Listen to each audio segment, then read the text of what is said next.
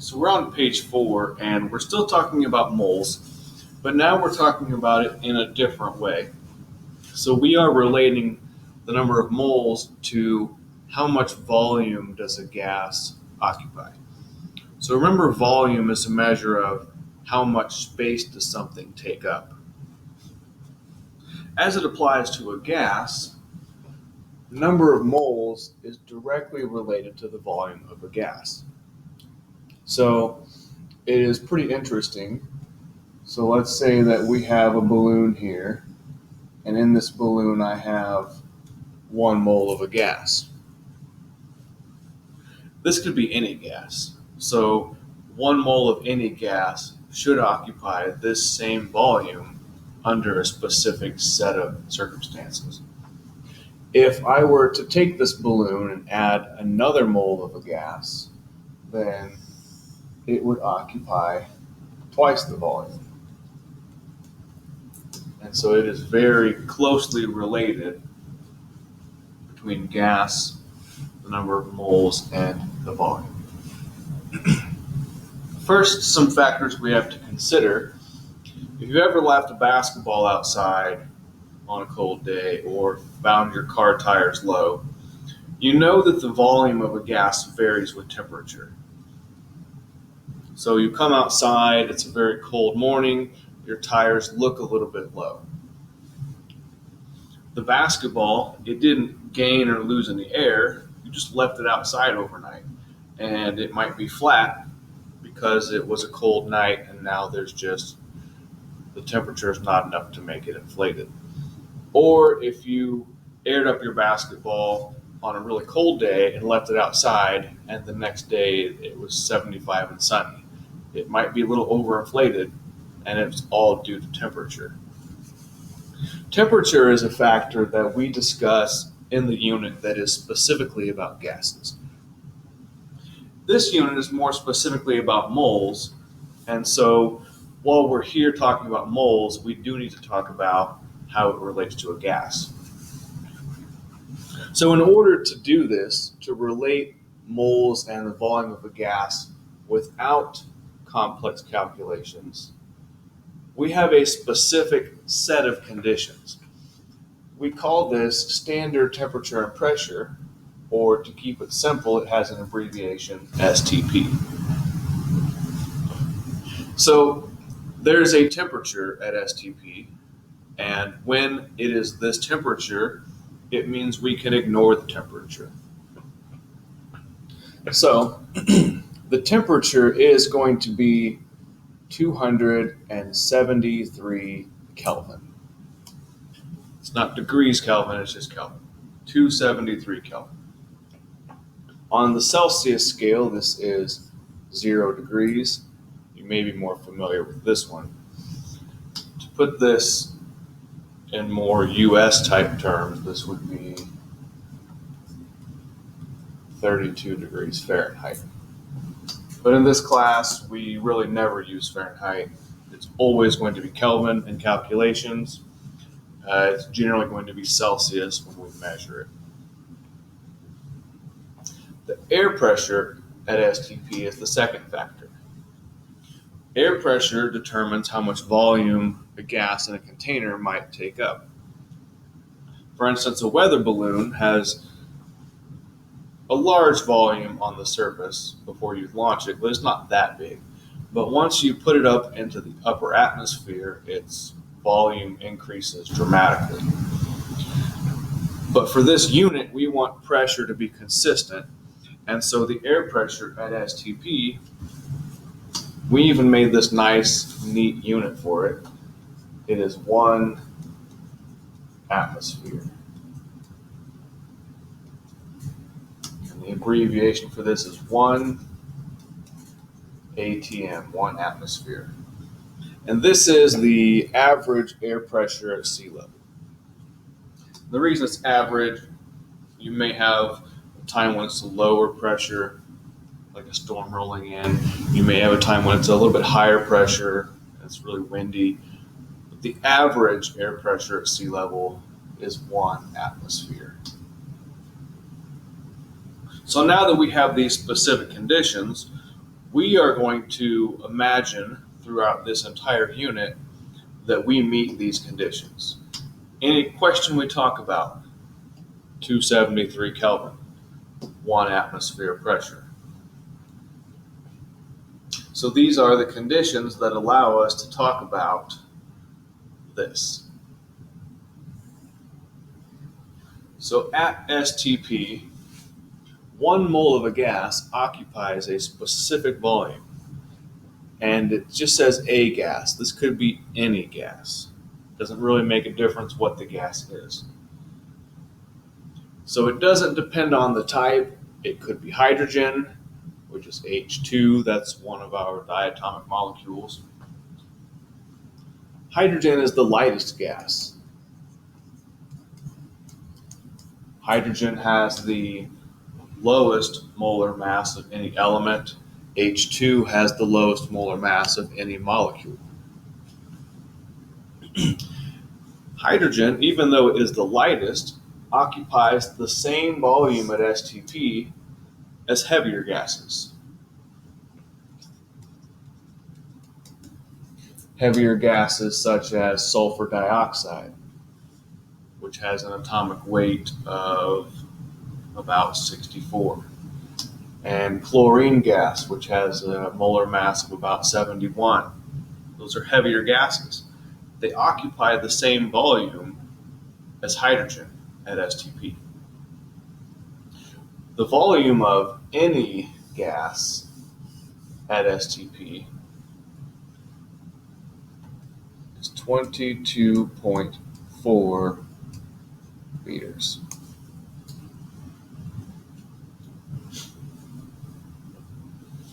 This relationship has a specific name.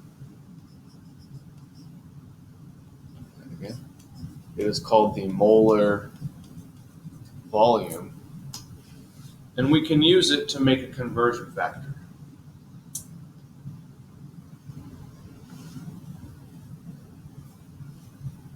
So if we're talking about, I know the volume of a gas and I know the conditions are STP, I can use that volume to find moles using this conversion. So if we start with volume should be on bottom so that it cancels. And we want moles, so moles will be on top. The way molar volume works, it's always 1 mole. The number should never be anything other than 1 when we're talking about the moles. And the volume, 22.4. This relationship is one of the easier ones to work with because it's always 1 mole, it's always 22.4 liters. There's really no trickiness about it. It's not like the molar mass, where every molecule, every compound is different. Any gas at STP, it's this conversion. You can also flip this one upside down. So if you have moles and you want to change to volume, moles would go on bottom, so it cancels, and your liters would go on top because that's the unit that you want for volume. It's always 1 for the moles. At STP, it's always 22.4 for the liters. And so these are some helpful conversion factors.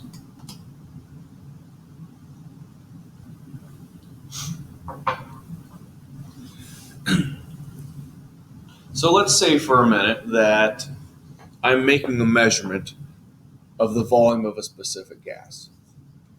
And I find this gas to occupy 30.0 liters, and the gas is hydrogen gas. And I want to know how many moles represents this volume of a gas. It's a 1-step conversion. So I set my conversion over 1. I have liters. I want liters to cancel. And I want units of moles in my answer. And so I'm using this conversion. For every 1 mole, there's a volume of 22.4 liters. Going through, liters cancels.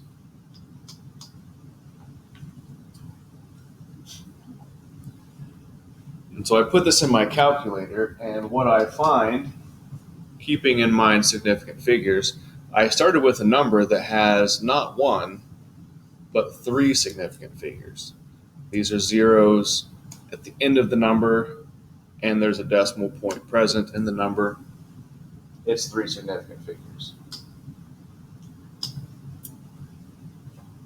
And so once I put this in my calculator, I find to three significant figures, this is 1.34 moles of this hydrogen gas. As I've mentioned in previous videos, it's helpful to get in the habit now of writing what gas or what compound we're talking about. And so I leave the H2 here.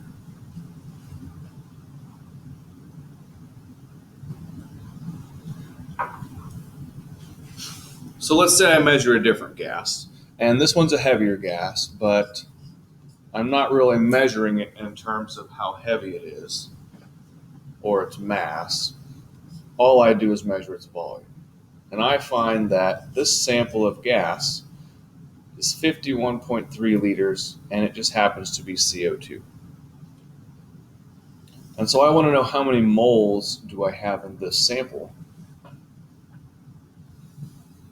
And I'm using this same relationship to go from volume to moles. I need my volume on bottom. I need my moles on top. And we have 1 mole for every 22.4 liters of gas.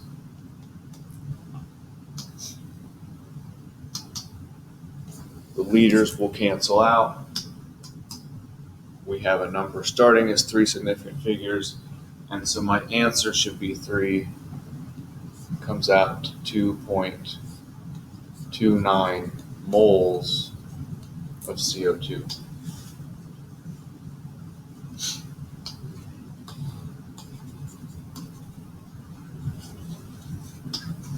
The last thing to do is just double check, does my answer make sense?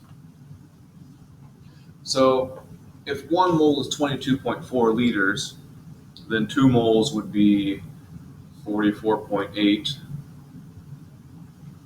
So we're in the right ballpark for the 2. And then you're talking about a little bit more than 2. And so, yeah, this answer, it looks like it makes sense. For the other one, we have 30 liters of a gas. 1 mole should take up 22.4. And so really you're looking at, if you're going to approximate, 3 halves. It's about 1.5. And what we have here, it's close. It's a good approximation. Now here's what we're looking for. We want to be careful. If we have a sample that's 30 liters, we want to make sure that we're not saying that it's 600 moles or 700 moles, because your number of moles should always be smaller than the volume. We just want to make sure that we didn't type something in wrong, make sure we didn't write something down incorrectly.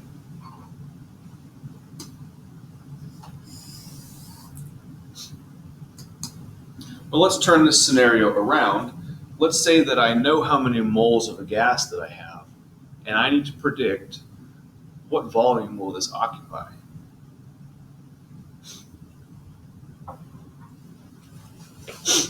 So let's say we're about to do a chemical reaction, and I'm going to tell you that I have 8.51 moles of CH4.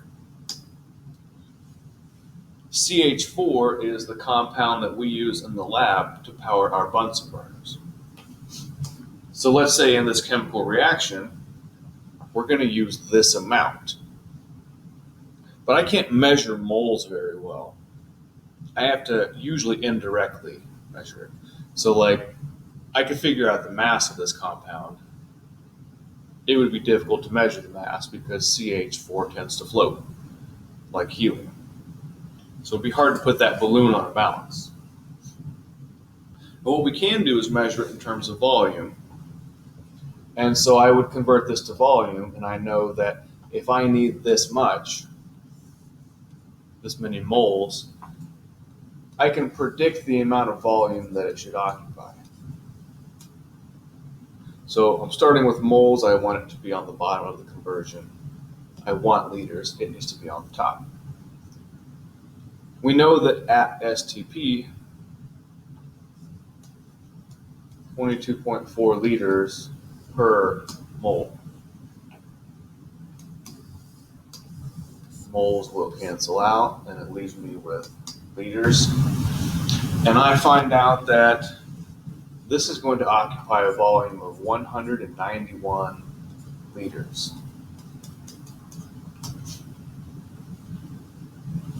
Now, given the amount of energy from CH4 burning, this is an awful lot. 191 liters is way too much for a reaction indoors. This would not be good in the classroom.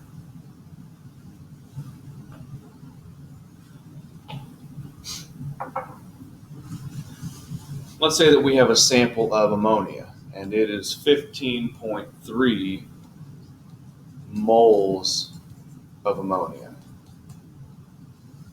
Ammonia is the common name. We have a different name in our naming system. And I want to know, at STP, what is the volume occupied by 15.3 moles? So same conversion, I know that 1 mole has a volume of 22.4 liters at STP. Putting this in the calculator, I find that the volume is 343 liters of ammonia.